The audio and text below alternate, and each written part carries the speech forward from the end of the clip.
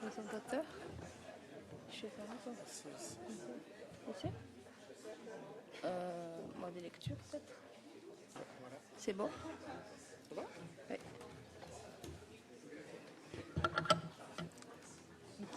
C'est bon. Bonjour à tous. Je suis Arnie Naranji Amananzar et je suis encadrée par Annie Desrochers et Nicole Fenton. Aujourd'hui, je vais vous parler de sujets qui sont souvent opposés l'un à l'autre, mais qui soulèvent toutefois des questions intéressantes. Et vous le devinerez sûrement avec le titre de ma présentation, que je vais vous parler de plantation et de biodiversité. Et plus précisément, je vais vous parler de l'impact de l'établissement des plantations à croissance rapide utilisant des espèces exotiques sur la biodiversité de la végétation de sous-bois.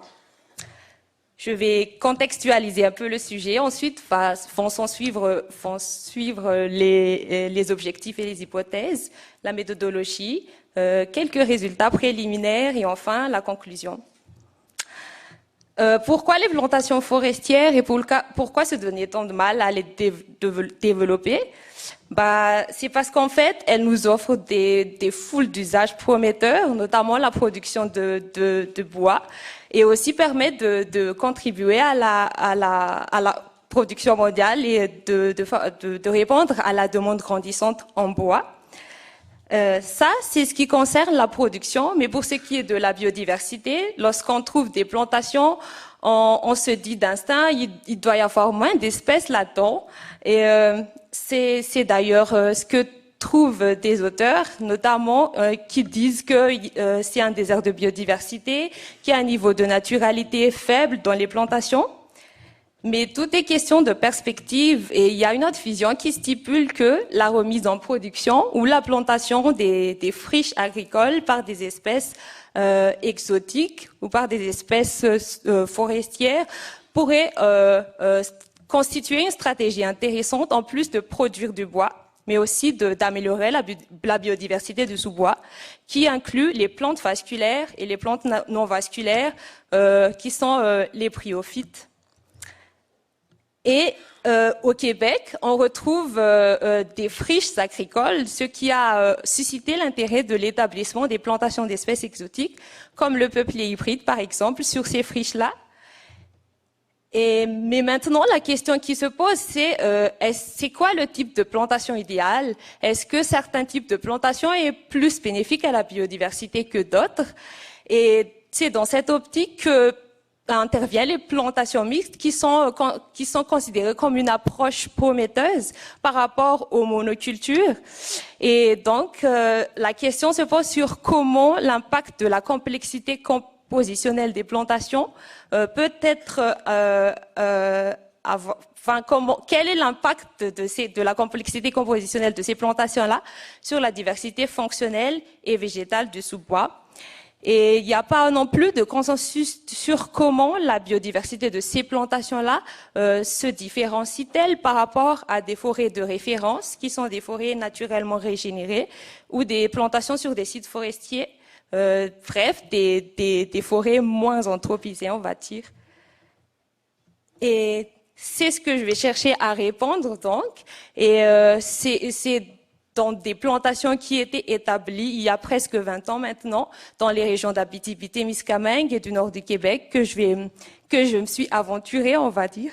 Et ces plantations sont constituées de clones mélangés entre eux ou mélangés avec des espèces résineuses, qui sont l'épinette blanche et l'épinette de Norvège, et aussi qui sont été plantées en monoculture.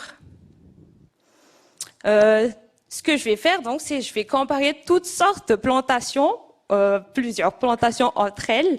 Et en premier lieu, je vais comparer des plantations mixtes qui associent des clones de peuplier hybride avec de l'épinette par rapport à des monocultures qui utilisent ces espèces mélangées-là pour voir la biodiversité du sous-bois.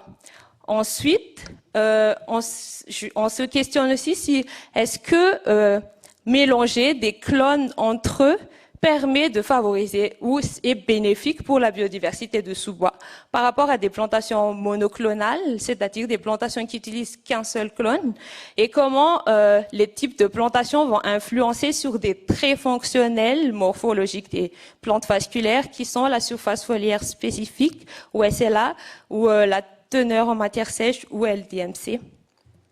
Mais surtout, je vais comparer ces plantations-là à des forêts de référence en termes toujours de biodiversité du sous-bois, qui sont des forêts régénérées naturellement et des plantations sur des sites forestiers.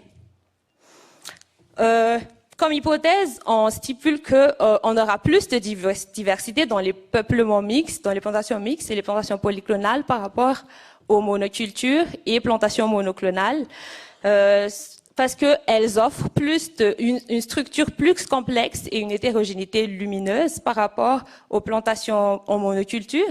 Et pour les objectifs de ma thèse, spécifiquement dans l'objectif 1, on pose l'hypothèse qu'il y aura plus de biobryophytes dans les monocultures de résineux, par rapport aux monocultures de feuillus et plus de diversité de plantes vasculaires dans les monocultures de feuillus par rapport aux résineux.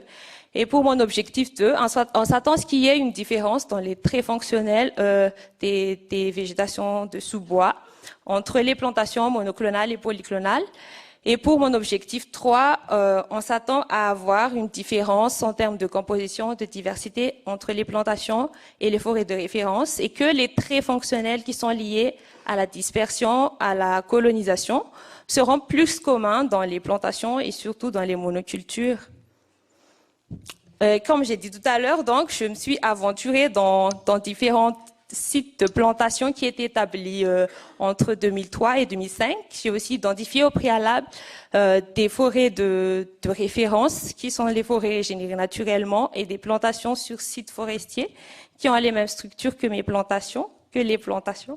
Et selon les objectifs, j'ai plusieurs sortes d'espèces. Pour mon premier objectif, qui sont sur 3 sites, j'ai 4 espèces, dont 2 clones et 2 épinettes, qui sont l'épinette de Norvège et l'épinette blanche.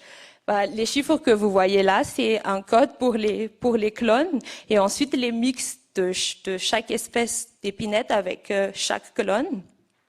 Et pour mon deuxième objectif, j'ai 4 clones plantés en blocs monoclonaux et en blocs polyclonaux, et qui sont les mélanges de ces 4 clones-là.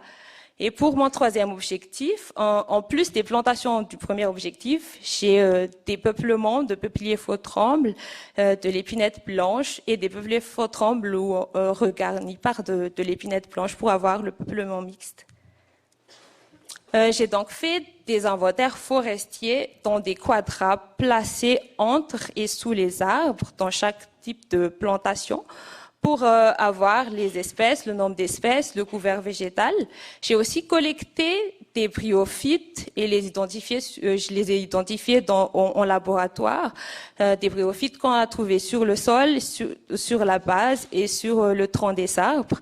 J'ai aussi mesuré la lumière à 50 cm au-dessus du sol. Et une partie de mon projet aussi traite des mesures des traits fonctionnels, comme je l'ai dit tantôt. Et aussi, pour voir la similarité des sites et des structures des peuplements, j'ai collecté des sols et j'ai fait la mesure de la hauteur et de diamètre des arbres dans chaque forêt de référence. Comme résultat préliminaire, on a trouvé que la richesse spécifique totale des plantations, des peupliers hybrides qui ont une richesse faible, s'améliorer lorsqu'elles se trouvent mélangées avec des résineux, et spécialement l'épinette blanche. Et la richesse spécifique des plantes vasculaires était la même dans tous les types de plantations. Et pour ce qui est des bryophytes, les monocultures de résineux et les plantations mixtes qui avaient l'épinette blanche dans le mélange favorisaient l'établissement des bryophytes comparativement aux autres types de plantations. Pour conclure donc, certes, les plantations mixtes n'ont pas toujours les mêmes effets sur la richesse spécifique. C'est pour le cas de l'épinette de Norvège, par exemple, associée avec les clones. mais on a tout de même trouvé que l'association de l'épinette blanche avec les clones permettait d'améliorer la biodiversité de sous-bois et que la présence de l'épinette blanche dans les mélanges favorise la richesse spécifique des bryophytes spécifiquement, comparativement à l'épinette de Norvège, ce qui souligne l'importance de l'identité des espèces plantées et mélangées. Et pour revenir à ce que Roger a dit tantôt, les plantations de pin gris, là, peut-être qu'on pourrait les remplacer avec des plantations mixtes d'épinettes blanches avec des peupliers hybrides. Merci.